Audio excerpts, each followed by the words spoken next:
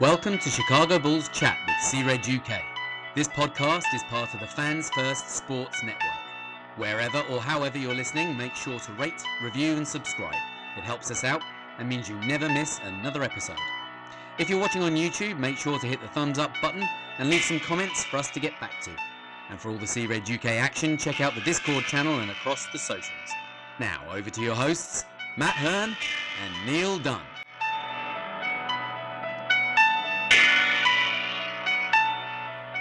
Welcome back. I'm Matt, and I am actually joined by Neil this time. How are we doing, Neil? I'm not bad. It does feel like it's been a minute since we've recorded together, all right? Yeah, I mean, we tried, didn't we? Yeah. It's just been a little bit hectic. So if you are listening on the audio side, we have been putting videos out on YouTube. So if you don't follow the channel or subscribe to the channel, make sure you do, because although we haven't put an audio out, we have been putting content out. So, go check it out. So we have been keeping up with the Bulls news up until now, just not audio-wise. Yeah. But yeah, it's been a hectic few weeks with Bulls, and well, it's been a hectic few weeks for us as well, and hence why we haven't recorded together. Yeah, it's been a bit mental. So, yeah, it's title of the episode is "The Future's Bright," because that's pretty much how we're feeling at the minute about certain aspects of this Bulls team anyway. The first one is Josh Giddey. I just wanted to talk about for now. Obviously, the other week he played in a couple of exhibition matches for Team Australia, or the Boomers as they're called, against China. Bit hard to judge on that. But then on Monday, I think it was, he played for the Boomers against Team USA. And, well, I managed to watch most of the game. And I'll be honest, in the past, he's not a player I've particularly paid much attention to. So, even when he's played Bulls, he's not a player I've particularly watched because I'm watching Bulls. So it was quite interesting to actually sit and just focus on him. And against Team USA, he played 26 minutes, 17 points, which was 7 of 18 from the field, 8 rebounds and 7 assists. And to me, he was one of the best players on the floor. Not just, he was the best Australian on the floor, but he was also, considering the opposition, he was up there as one of the top players for me. Now, obviously, it was a very heavy American broadcast, shall we say. And even the commentators were saying how good Giddey was. Obviously, Bulls themselves put out a tweet saying about it, but then for some reason against Serbia, nothing. But anyway, because obviously it doesn't matter unless you're playing Team USA, obviously. So the reason why I wanted to speak about him is because, well, against Serbia, he played 23 minutes, 13 points. He was 5 of 12 from the field, 6 rebounds, 2 assists, 1 block, 1 steal, and unfortunately 6 turnovers. But the stats aren't everything, because to me, it's the stuff he does that don't show up in the box score that I'm excited about. He's going to end up getting a lot of hockey assists, as they call them, because the way he drives a lane, it makes the defense collapse and allows him to kick it out. And obviously, if Bulls had decent shooters, we're going to get a lot of 3-point shots. Now, obviously, when he was playing for Australia, his teammates aren't exactly fantastic, which is why I think 6 turnovers. I mean, that game against Serbia was a very sloppy game all round anyway. But the way he rebounds as well, I liked, because a lot of them, well, I think the majority of them are defensive. But as soon as he's got it, it's defense into offense straight away, because it's him that's bringing the ball up, and like I say, he got 8 rebounds against Team USA, 6 against Serbia, and that's it. The it's turned. The rest of the team have pushed out, got into where they need to be for the play that's coming, and he'll either, run the length of the court and drive the lane, whatever. And he needs work on his finishing, and he definitely needs work on his jump shot. But what people seem to forget is he's only 21. That's right. Yeah, it's easy to forget that. With 3 years experience in the league, and I mean, we're going to talk about what AK said in a little bit, but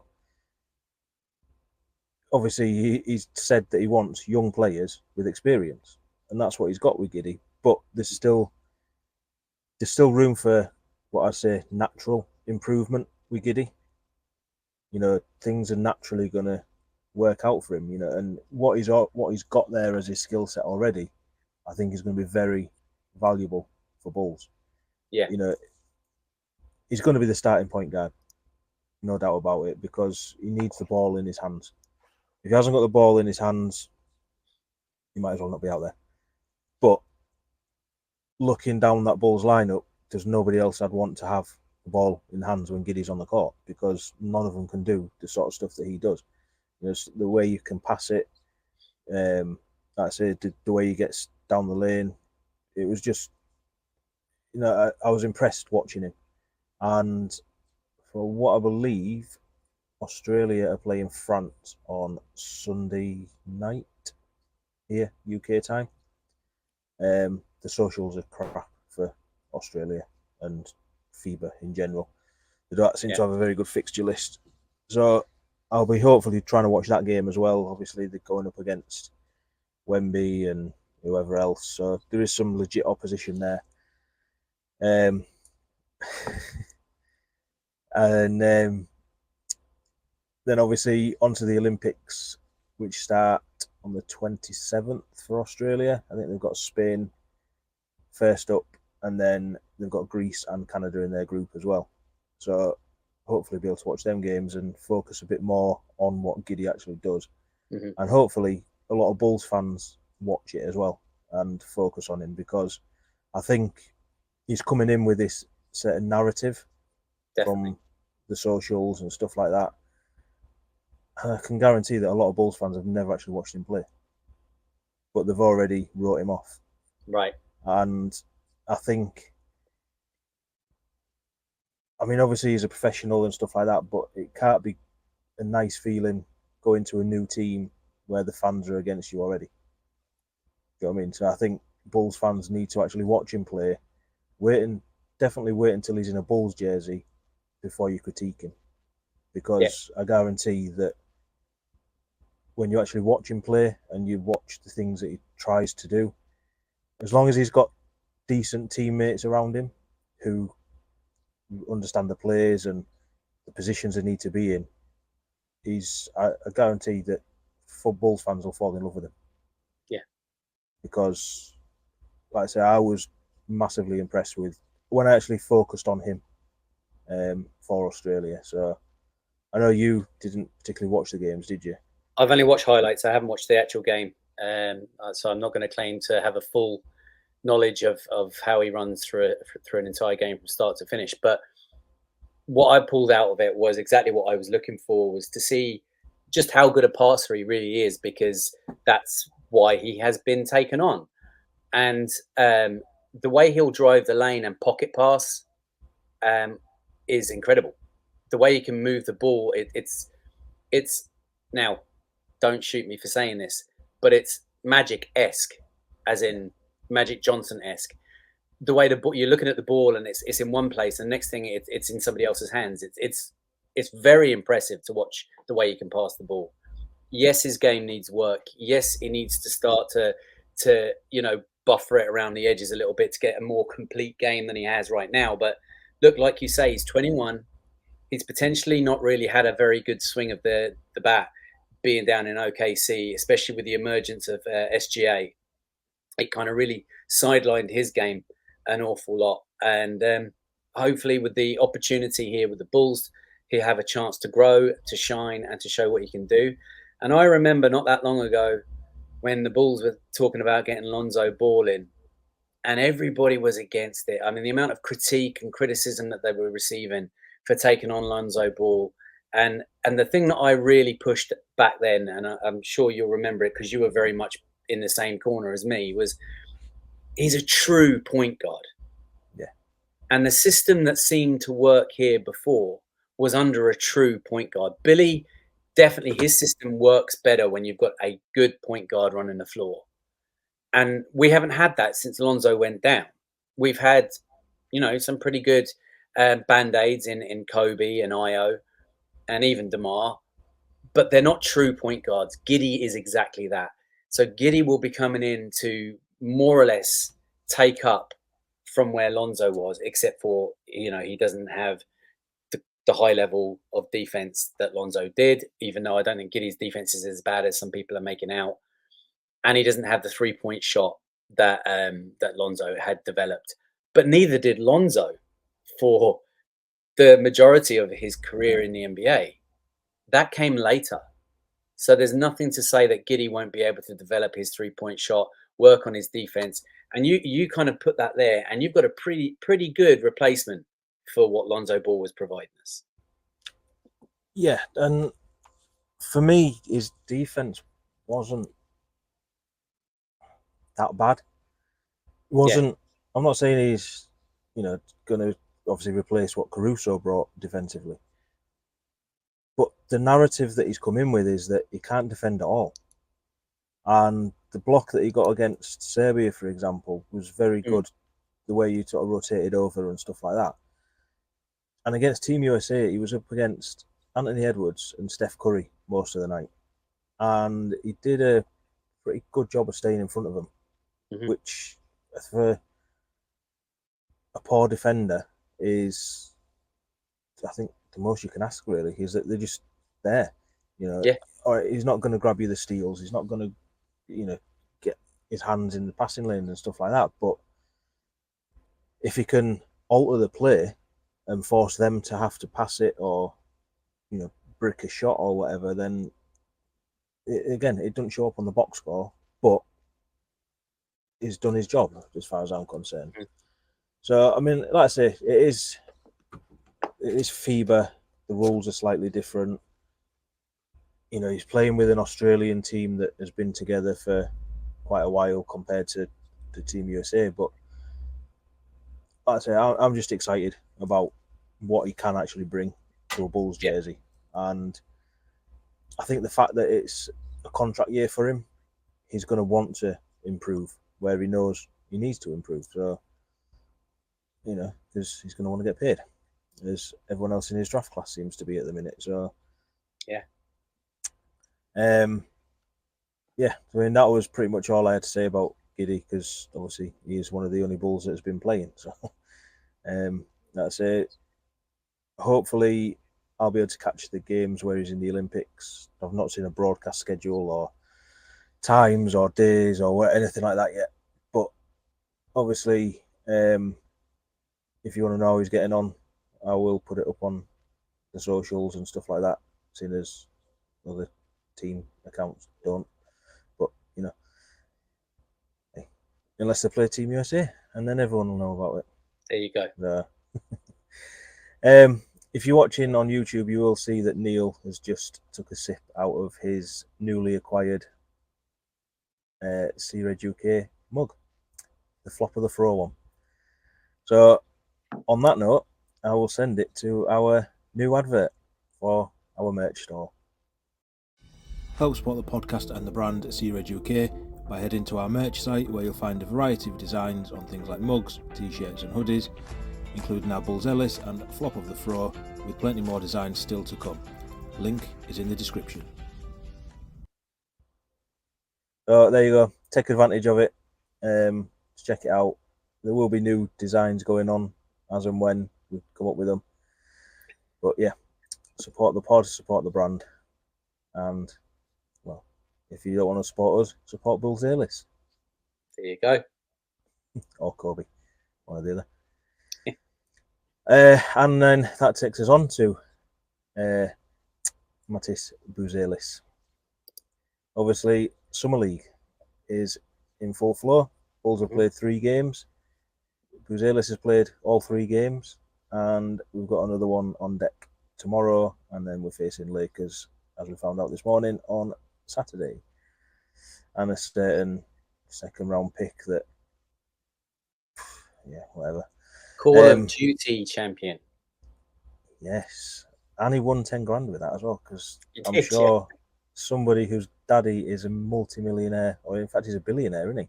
Yeah. And somebody who's just signed a multi-million pound contract himself really needs 10 grand. Yeah. I don't know whether it's happened or not, but, I expected a floodgate of where the money was going to go to some sort of a charity or something, but didn't hear anything. No. He's too busy balling out, isn't he, for Lakers? That's why. Hitting 1-3 out of 3 games? Yeah, but NBA channel let us know. ESPN let us know. So are they going to let us know when Buzelis dunks all over him and posters him and absolutely destroys him? I can tell you one thing. We will. Absolutely. So, yeah, on to Buzelis. Now, obviously, as with everything, it is only Summer League. Mm-hmm. But if you watch my video sort of previewing the Summer League, as I said in that, I use it as an opportunity to see basically what I've read about them, what I've seen in videos, and I look at more what they can't do than what they can do, because we knew what Buzelis can do, and he's done it. Yeah. Obviously the hype train is gone, and everybody's on board it now, which I thought after game 1 wasn't fully deserved. I think he was a little bit. He wasn't poor, but the way they hyped up his performance was like, he was all right. But then game 2, yeah, fully on board with it all. And I mean, I'm not out on him, because I really do think that he is going to be something special. His attitude, everything, his mentality.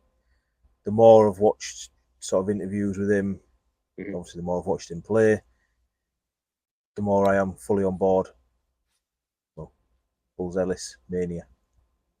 I mean, where are you at with him? Love it. Love the hype train. I am fully on board. I have my first class ticket. I'm sitting down with my cup of tea in my C Red UK mug, and I am enjoying. Could have got the Buzelis one, couldn't you? I know, yeah, I should have got the Buzelis one. But that is also available. I'm absolutely thoroughly enjoying it. It may take a while. I'm a little bit more kind of pragmatic that way. I know full well that he's not going to come straight out of the trap and be fantastic straight away. This could be a work in progress. This may take 2 or 3 years before we fully understand what he can be. But the fact that you can see that all the tools are there is really, really exciting. And like you say, it's this kid's attitude. It's brilliant. Like he was asked about playing against Ron Holland the other night, and his answer was, because you played together in G League Unite and Ignite, and your friends and ex teammates, and he goes, "We're not friends tonight. Yeah, we're not friends. No friends on the court. We're not friends on the court." I love that. Absolutely love that. And we've said that in the past about players, that they'll go on and they'll be all friendly to their friends when they're their opposition. Now, look, do that after the game. Yeah. You can be friends again after the game, but when you're on that court, you're not friends. But nobody really seemed to have that mentality. This kid does. Yeah. And I absolutely love it. I'm here for it every step of the way. Yeah, and I mean, obviously, I think he's kind of putting a bit of a target on his own back with the way he is and the way he says things, and he's really going to have to perform to basically get that target off his back, or basically say, "Told you so." I think he wants that target on his back. Yeah, and that's what I was going to say. But I think that's what motivates him and makes him thrive, and basically makes him the player that he is. And Mhm. I mean, when he had that dunk against Warriors and he had the stare down, and you know, Brilliant. what I mean, it's. But then what I like the most about him is that's how he is on the court, and then when he comes off the court and he does his interviews, he's a 19-year-old kid. Yeah. Do you know what I mean? And a typical 19-year-old kid. Do you know what I mean? And he's, from what other people have said that sort of interviewed him, like the CHGO boys and stuff like that, is he is so humble and so polite and respectful and stuff like that when you actually talk to him. And Casey Johnson and Tony Gill, obviously they had an interview with him the other week, which I couldn't help but smile all the way through that interview. I think I spoke about it on the last video I did. Mhm. And they said, like, Casey Johnson stood up and went to give him a fist bump, you know, and he went, "No, let me shake your hand," and said, "I'm going to be working with you all season," you know. And you've got to love that. That's the fact that he has that level of respect for people, and obviously the way he talks about, he says he's a basketball head, doesn't he? You know, some of the names that he's thrown on in there, that, you know, people have hardly ever heard of, but he knows how good a player they were, and this kind of aspect of his game that he models it on, and stuff like that. You know, I mean, on the court, he has been, well, obviously over in our Discord, which if you're not part of, you know, the link will be down below. Come join us. Obviously, we run our Summer League Bulls MVP at the minute, where top three get, you know, breakdown of points and stuff like that, and he's running away with it at the minute. And that's not just our opinion; that's the other people's opinions and stuff, and it's in the Discord as well. And it's hard not to be excited by his potential. Yeah, you know, it. Like you said, and like I've said, there are still parts of his game that really need some work. Obviously the 3-point shot. I think so far he's shot, I have got it wrote down somewhere, 5 of 18 in his 3 games. Obviously 4 of them coming in the game against Warriors, and he got 1 against Pistons. But 5 of 18 isn't going to cut it. You know what I mean? And this is a bit what I don't understand with a lot of Bulls fans is, why does Dalen Terry, well, this is a question to you, why does Dalen Terry get so much stick? Because of his shot. So why is Buzelis not getting that same amount of stick? I don't know. I suppose maybe Buzelis he's a little bit more kind of explosive, perhaps, finishing around the rim, and maybe I mean, that's why. Yeah, I just, because to me they've got very similar mentality, very similar attitudes. I mean, all right, Buzelis' handles are a lot better than Dalen Terry's, but if you actually watch Dalen rather than just, once again, follow the narrative, he offers different things and to what Buzelis does. Like defensively, he's a lot better than Buzelis, I'd say, or on-ball defense anyway. He can pass it. Buzelis in these 3 games so far has got 2 assists. You know, so that's again something that I want to see from him. If he carries on playing in Summer League, because there are talks going around that they're going to shut him down, as you know, which I don't think he's got that mentality of sitting and watching. I don't think he'll want to be shut down. No, absolutely not. Whether it becomes a choice that he doesn't have a say in, I don't know. But I think the release of them playing against the Lakers at the weekend, I don't think he's going to want to sit back on that game. I think he's going to want to be involved. He's already said he wants to go at Rishi as well from Hawks, #1 pick. He wants to prove that he's better than him. You know, so Rishi didn't play last night against Lakers, but I'd imagine they were resting him like like Pistons did with Holland. And at the end of the day, the season doesn't start, or training camp doesn't start until September, October. Yeah. Once that Lakers game's over on Saturday, is he just gonna? That's it. No basketball until September, or is he going to be straight back in the gym? Well, it's funny you say that, actually, because just after we started recording here, I got a notification on Twitter saying that no days it off. was released by the Bulls, no days off. Yeah, and it's Julian Phillips and Matas working out in the gym. So yeah, there you go. Exactly. So I mean, to me, he'll probably end up taking part in certain pro runs, maybe Denard Bros, because that's been in Chicago. There's another one that Wilson put on in Chicago. I know Javonte Green's played in it before. I think Dalen played in it last year. So he's going to take part in them, but if he's going to take part in them, he might as well play in Summer League. Yeah, fully agree with you. And, he said before he wants to win. He's not going to be happy the fact that Bulls are currently 1-2 in Summer League, because he said we want to win Summer League. Every time I step on that court, I want to win. So he's not going to be happy finishing his Summer League on a loss. So if they say to him, right, I'm going to sit you, no, you're not. Let me play. Yeah, I think he'll be asking to play because, I mean, he claims to just love the game of basketball, right? Yeah. He was raised on it and he loves it. He has a history of a family history of basketball players as well. And he just loves the game. And the last person I remember talking about loving the game like that in a Bulls uniform was DeMar DeRozan. And when did he ever take time off? Even at the age he was out playing in all the pro runs. He was out at charity games. He was playing constantly himself. He was doing those early morning workouts. He was playing every opportunity he could get, and even played every opportunity he could get in the regular season as well.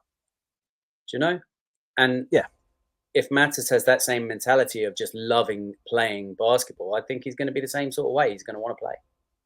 Yeah, and like I said, at the end of the day, they've got 8 weeks, whatever it works out to be, between the end of Summer League. Like I said, just let him play. I don't know where this story come from that Bulls are looking at shutting him down, because at the end of the day, who knows? I mean, unless it's come from part of the coaching team or whatever, And he's also currently third in points per game all-time Bulls Summer League. Massive stat. It's currently led by P. Will with 21 points per game. Second is Jimmy Butler with 20.8, and Buzelis is in third with 20.3. Now, P. Will only ever played 3 Summer League games. I don't know how many Jimmy Butler played, but I think it's 4, to be honest. So, obviously, he's third on 3 games. Plays another one, he's going to be up there, as long as he plays like he did against Warriors. Yeah. So, it'll be Bulls Summer League all-time points per game, Get him up there.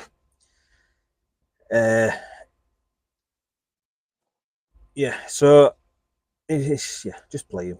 Just let him play. Let him enjoy himself. Yeah, you're running the risk of injury, but he's only got the same risk when he goes and plays in a pro run or jumping around an empty gym on his own. So exactly. Might as well get him some same risk when he's in training camp, Yeah. And at the end of the day, we want to see him playing. We don't want to see our first round pick just sat on the sidelines in Vegas. Do you know what I mean? It's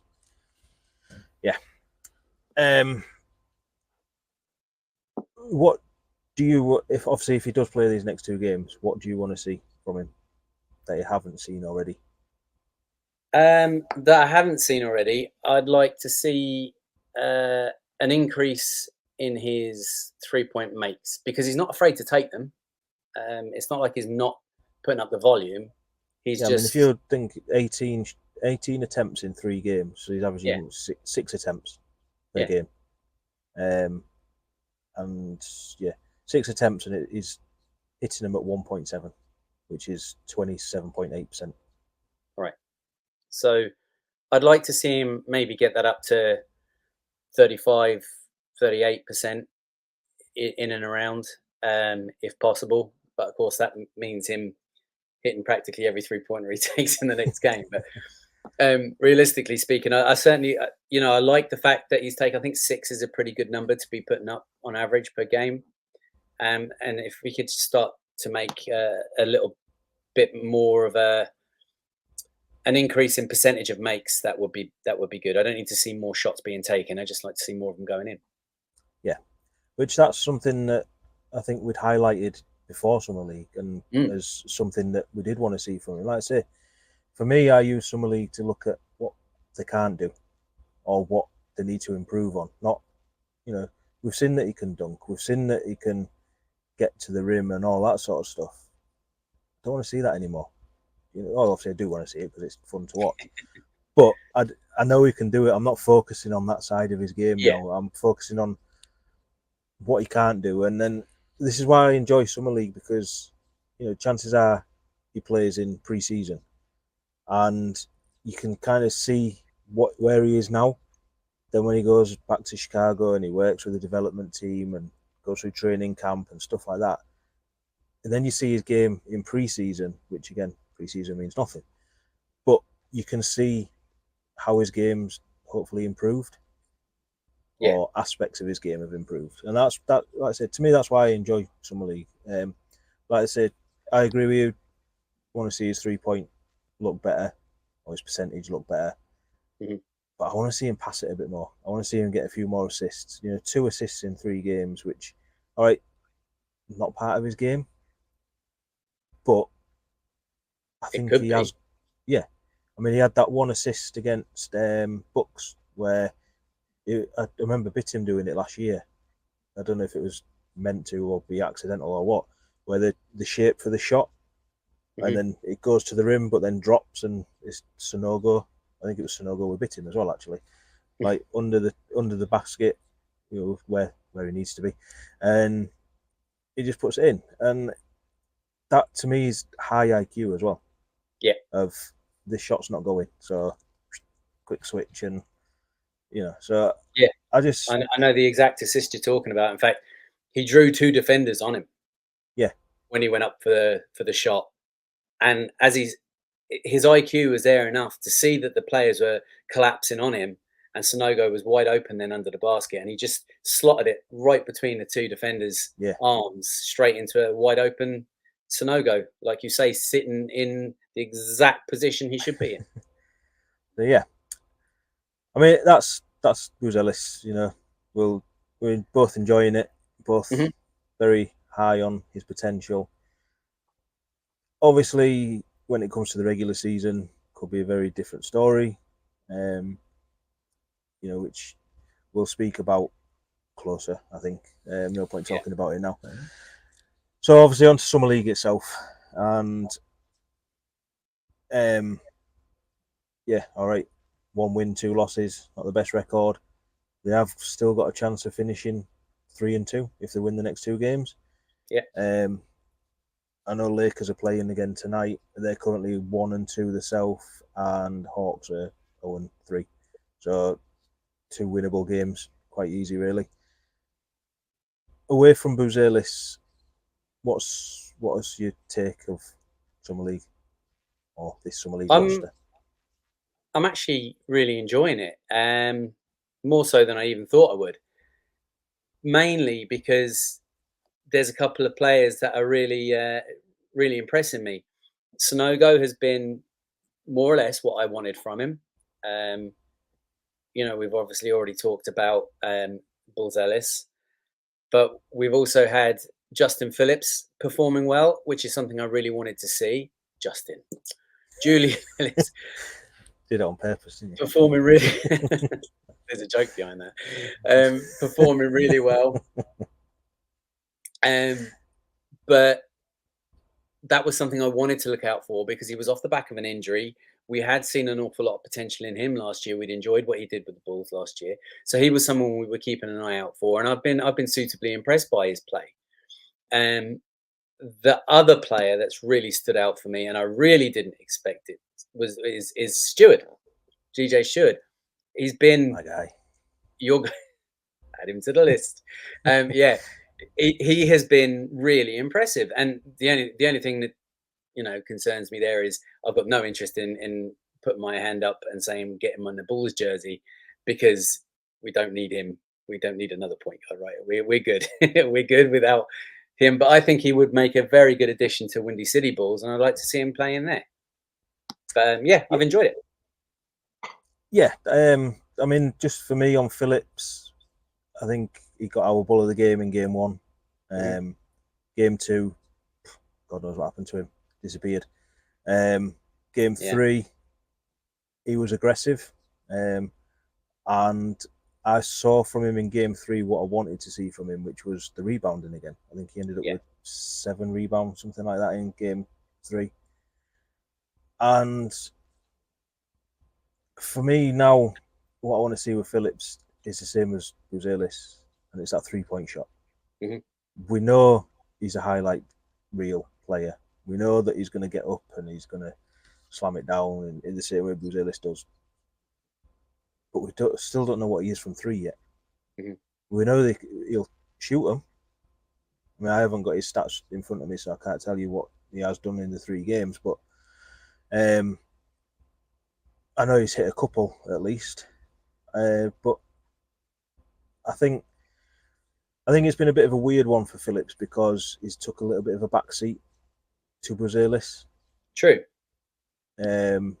Which I don't think it's a case of being passive. I think it's a case, because he said he wanted to show his leadership and stuff like that. I think it's just a case of him knowing that he's not the guy on the team. Just step aside, let him ball out, let him do what he needs to do, and just do what you do. Do you know what I mean? Which I think he's been solid. Again, it is only pre-season. Yeah. You want to see more when he's with a big team. You know what I mean? So, he hasn't disappeared though, and that's the thing I like. He's been willing to let Matas shine, but at the same time, he didn't become a wallflower either. Yeah, and Sonogo obviously last of the big 3. I knew what was coming with him. I watched plenty of him with Windy City. Yeah, I was quite high on him, getting regular minutes. Glad he's back on his 2-way. Is he ready for the NBA? There's only one way to find out. Double dammer. Unfortunately, obviously one of his double doubles was with fouls. Easy for me to say. But I'm pretty impressed by that, to be fair. 10 fouls and getting fouled out Sunday. I mean, I think he's got a certain skill set that can work in the NBA. Yeah. And it's... I mean, I don't want to see him shooting the 3. He's very much like Vooch. Just get in the paint, do what you need to do in the paint. Yeah. And once he's in the paint, nobody's moving him. No. Because he is freaking huge. He's a unit. Yeah, he really is. And he uses that to his advantage, because obviously everyone says, he's undersized. You won't think it when you watch him play, though. Because he's still going to go up. He's going to put his body in and make it hard for the 7-foot monsters, you know what I mean, that are towering over him, because they've got to go over an absolute man mountain. You know what I mean? I can't imagine that's very easy. But the thing as well is, even though he's solid, okay, he's not particularly tall. We're not referring to his height when we're saying about how big he is. We're talking about how solid he is, right? He's kind of gingy. He's do you know, he can move for a big guy, and his arms, he's well able to, he kind of gets the arms in through players and tips it away to himself, and gets the ball that way, which is really impressive to see. Well, I mean, he's listed at 6'9", and I think he's got a 7'1" or 7'2" wingspan. So, okay. You know what I mean? It's just a weird build, I think, isn't he? Do you know what I mean? And I mean, what I found interesting is a lot of podcasters who were taking the mick that obviously how Bulls fans wanted him on the roster are now turning around and saying, I've been impressed with him. He deserves at least a shot to be back up sort of level and stuff like that. And what a lot of people don't know about him, or if they do know, they don't mention it, is he didn't actually start playing basketball till he's 14. And Right. he's, 22 now? You know, he played soccer or football for us. And I think that's where his footwork comes in. And that's something when I wrote about him, a piece about him on our website a few months back, was something that I mentioned is that he's only been playing basketball 8 years. Do you know what I mean? There's Zach LaVine on our roster who's been in the NBA longer than he's been playing basketball. Or as long, or whatever. Do you know what I mean? DeMar DeRozan, when he was there, he's been in the NBA twice as long as Adama Sanogo's been playing basketball. And I think he's got quite a high IQ for his position as well, which a lot of people don't talk about with bigs. So hopefully, when he's back on his two-way, hopefully he absolutely destroys the G League and gets some minutes with the big boys. Yeah, hopefully so. And just away from the big three, a player that I'm impressed with, you've just mentioned DJ Stewart. You know, he was the guy I picked out before it that I was watching, aside from the big three, as well as Darion Sebron or whatever his name is, who did get some minutes in the last game, which I didn't really see a lot of. But DJ Stewart, again, I'm not saying he's going to be on the NBA roster. You know, there's a reason why he's moved around the G League and went undrafted and stuff like that. But as a pickup for Windy City, absolutely want to see it. You know, all over it. And I'd possibly give him a two-way. There's obviously one player who is on the two-way at the minute. Obviously, we've got Sanogo. Another one who supposedly he signed for the back end of last season and supposedly this season is Andrew Funk, who is obviously on this G League, Summer League roster and has been funking terrible. And as you've put across the bottom, funk off. Get the funk off this team, because even when I watched him with Windy City, I wasn't impressed with him. You know, he come in supposed to be this major 3-point shooter, and I think he's hit one in Summer League, which was actually a 4-point play in the end as well. Yeah, it was, And that was in game one. And apart from that, all I've seen him do and all I can remember him do is there was a pass that went back court and he just basically ran it down and made sure that whoever it was didn't get to it. That and his 4-point play is all I can remember him doing. Yeah. And for somebody who is in the G League, he's on a two-way, which obviously the two-way means that he could potentially step up when needed, as we saw back into last season. Kind of. I would much rather have DJ Stewart in that position, because I think he'd be very much like Carlik Jones, where give him a chance, or G League MVP kind of caliber, step up, game needs some work, maybe get caught out a little bit, but could still score. And at the end of the day, that's what Funk was there to do and hasn't done. Yeah. Rest of the roster for Summer League is what it is, you know.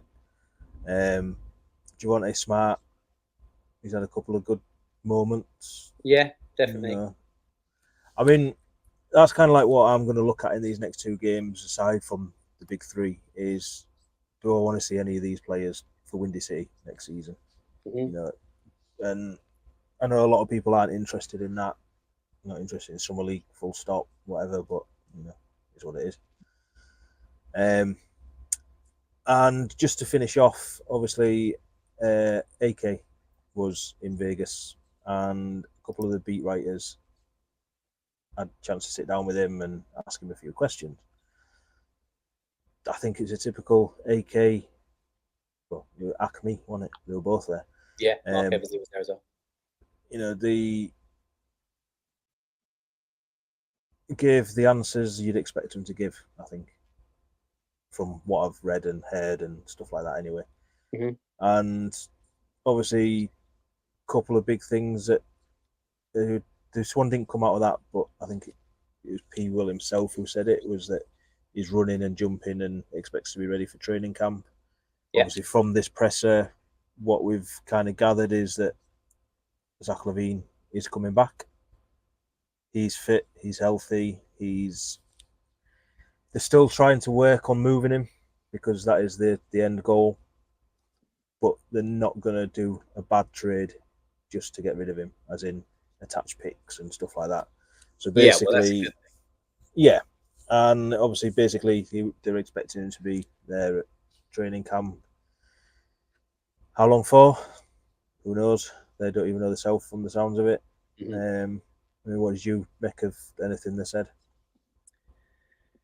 Yeah, there was a couple of bits. The Zach LaVine thing being a big part of that, because as you know, I'm very much on the get Zach moved train, but at the same time, I'm not naive and stupid either. I wouldn't want him to be moved at the risk of losing first round picks or anything valuable. You know, when there was talks of him being bundled up with someone like Caruso, I didn't like the sound of that, but I knew Caruso was going to go, so I would have stomached it. But that wasn't the direction they took, obviously. But it looks like Zach is here to stay for the foreseeable. I genuinely think that they're going to keep trying to shop him. And, you know, the expectation is for it to go as far as the trade deadline. But it could very well happen in the second or third week of the season, you know. It wouldn't surprise me if it came out of left field when we least expect it, that there's suddenly a move there for Zach.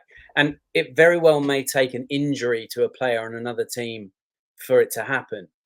And then decide, look, we need a stopgap or we need to take a punt somewhere, and they take a punt on Zach, which, to be fair, I don't think is a dangerous punt to take, because for all the criticisms and for all of the reporting that there's nothing out there for him right now, I think Zach is being undervalued as a player around the league right now, because he's definitely better than he seems to be getting credit for from other teams.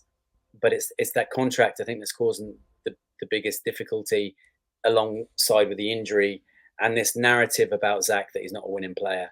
But I think if you put Zach in the right environment, he can become a winning player. It's just not here. Now, that being said, I think he will work quite well with this roster if he buys in. But don't fall into the trap if it starts working.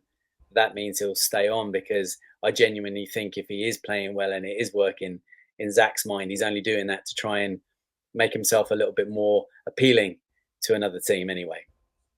So that's the first thing. That's the Zach LaVine thing. The other thing that I took from it, which I found quite interesting, was from the way that they were talking, and I think it was Arturis that actually said it. They have made moves. They recognized that they needed to make change. They said that they were going to make change. They have made changes, but that they're also not done making changes. And I really, really like that, because it means that they know that this product not only wasn't good enough, but they know that this product, it needs complete renovation. It's not just make a few changes and hope that that makes everybody happy and it keeps putting bums on seats, selling tickets and making the Reinsdorfs richer than they already are. They actually are looking to improve this roster. And I like that. And that's what I wanted to see. That's what I wanted to hear. And, you know, we said that after he came out and said we were going to make changes, we were going to wait and see what he did. But it was kind of the last chance, really, as far as we were concerned from what we were saying. It was his last chance before we kind of go, right, no, you're not it for this team. But so far, you know, the fact that he said it's not finished and the fact that it's gone the way it's gone already, he's picked a direction. He wants young, but not young with inexperience, young with some experience and potential to be better. And I like that he's piecing those kind of players around one another. And I look forward to seeing how he completes it and how it finishes up at the end of the season, because I don't think he wants to tank. Once he can still keep that pick for next year from Portland, I don't think he wants to tank. So that means we'll still have an entertaining product to watch, right? Well, the future's bright. Exactly. Yeah, I mean, obviously, in the next few weeks, we'll break down the moves and what direction we think the team's going and stuff like that. Speak probably more about Zach and all that sort of stuff. So, yeah, I've got nothing else for tonight. I don't know if you have. No, I don't think I have anything else to add. Just looking forward to the next couple of games. Yeah, like I say, tomorrow night it is 11 p.m. tip for us here in the UK against Hawks, and then midnight on Saturday against Lakers and some guy they picked in the second round. Because that's all we're going to hear about. Yeah. Unless Buzelis goes off, and I'll have no choice but to talk about it. Yeah. So we will be back next week, hopefully, as long as our schedules link up. We haven't even discussed it yet, but I'm just saying we will be back. And we'll probably round up Summer League and everything like that and start looking towards the future, which is bright. So, as always, thanks for watching. Thanks for listening. Like I said at the start, if you are on the audio, make sure you head over to the YouTube, subscribe, because we do drop other stuff, including some game previews, which we have one ready to drop tomorrow already. They are only on YouTube, so I say subscribe. And don't forget to check out our merch site, which was in the advert, and the link is down below. And until next time, as always, I've been Matt. You can follow me on Twitter at MattCRedUK, and you can follow us on all the socials at CRedUK. And you'll find me on Twitter at NeillCRedUK. On behalf of both Matt and myself and the Fans First Sports Network, thanks once again to everyone for tuning in. From us both, do remember it's a Chicago Bulls thing wherever in the world you are. Until next time, see you Red people and go Bulls.